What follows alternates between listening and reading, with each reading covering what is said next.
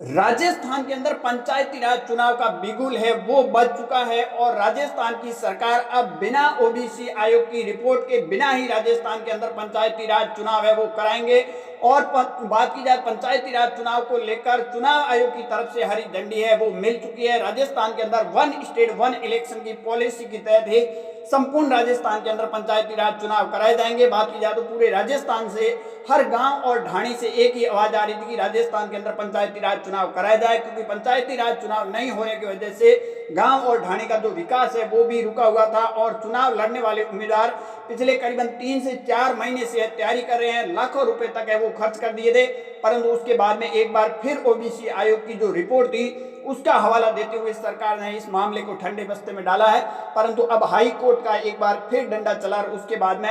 अब राजस्थान के अंदर चुनाव आयोग को यह कहना पड़ा कि हमारी तरफ से तैयारियां पूरी है और सरकार की तरफ से जैसे हरी झंडी मिलती है तो हम पंचायती राज चुनाव है वो करा देंगे। तो आखिर राजस्थान के अंदर पंचायती राज चुनाव की तारीखों का ऐलान आखिर कब होगा और पंचायती राज चुनाव की आचार संहिता है वो कब लगेगी। राजस्थान की बात की जाए तो राजस्थान के अंदर पंचायती राज चुनाव एक गले की फांस बनी हुई है भजनलाल की सरकार की, आगे खाई और पीछे कुएं वाली स्थिति बनी हुई है। क्योंकि बात की जाए जिस तरह जो रिपोर्ट आ रही है उसके अनुसार बीजेपी की स्थिति कहीं कहीं खराब और नाजुक हालात नजर आ रही है।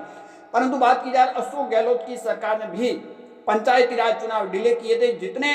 भजनलाल की सरकार ने डिले किए इतने अशोक गहलोत की सरकार ने डिले नहीं किए। परंतु अब राजस्थान के अंदर पहले आपने देखा होगा कि हाई कोर्ट ने वो सख्त निर्देश दिया था और अप्रैल के अंदर है वो चुनाव करने के निर्देश दिए थे, परंतु सरकार ने है one state one election policy का हवाला दिया और साथ में ओबीसी आयोग का रिपोर्ट नहीं आने का हवाला देते हुए एक बार फिर है वो चुनाव टाला। और उसके बाद में हाई कोर्ट को ये कहना पड़ा कि याचिकाकर्ता दोबारा हाई कोर्ट का दरवाजा खटखटा।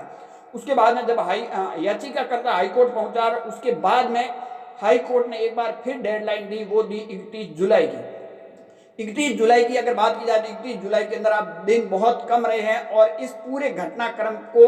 मद्देनजर रखते हुए चुनाव आयोग ने अपना पल्ला है वो झाड़ दिया। चुनाव आयोग ने कहा कि हमारी तैयारियां हैं वो पूर्ण है और जैसे ही सरकार की तरफ से हरी झंडी मिलेंगे तो हम चुनाव है कुछ ही दिनों के अंदर है वो संपन्न करा देंगे पूरे राजस्थान के अंदर एक साथ। वन स्टेट वन इलेक्शन की जो पॉलिसी है सरकार चाहती है उस तर्ज पर चुनाव हुए, परंतु वो संभव नजर नहीं आ रहा है। क्योंकि बात की जाए तो सरकार के पास इतनी व्यवस्था नहीं है, ईवीएम मशीनें नहीं है और ईवीएम मशीनें के बिना राजस्थान के अंदर पंचायती राज चुनाव एक साथ कराना मुश्किल है कहीं कहीं। परंतु बात की जाए अब हाई कोर्ट ने है वो डेडलाइन दे दी गई है 31 जुलाई की। तो क्या राजस्थान की भजनलाल की सरकार 31 जुलाई से पहले पंचायती राज चुनाव कराने जा रही है और कराने जा रही है तो आखिर आचार संहिता कब लग रही है और तारीखों का ऐलान भी कब हो रहा है। क्योंकि बात की जाए तो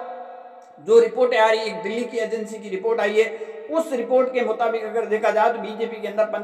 राजस्थान के अंदर पंचायती राज चुनाव होते हैं तो बीजेपी बुरी तरह हारती हुई नजर आ रही है। दूसरी ओर बात की जाए तो गोविंद सिंह डोटासरा या अशोक गहलोत भी कई बार बयान मीडिया पर दे चुके हैं कि ग्रास रूट पर बीजेपी कमजोर है और चुनाव हारती हुई नजर आ रही है, इसलिए चुनावों से कहीं कहीं भजनलाल की सरकार भागती हुई नजर आ रही है। हालांकि भजनलाल की सरकार की ओपनिंग देखी जाए तो ओपनिंग कहीं कहीं खराब हुई, चाहे लोकसभा चुनाव हो फिर उपचुनाव के परिणाम आपके सामने थे और अब आगे आने वाले पंचायती राज चुनाव के भी, क्योंकि राजस्थान के अंदर देखा जाए तो हर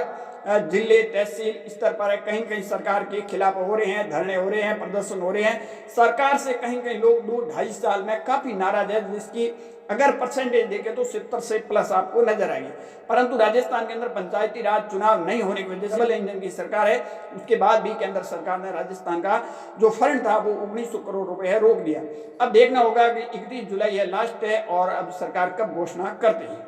आपकी क्या राय है कमेंट सेक्शन में जरूर।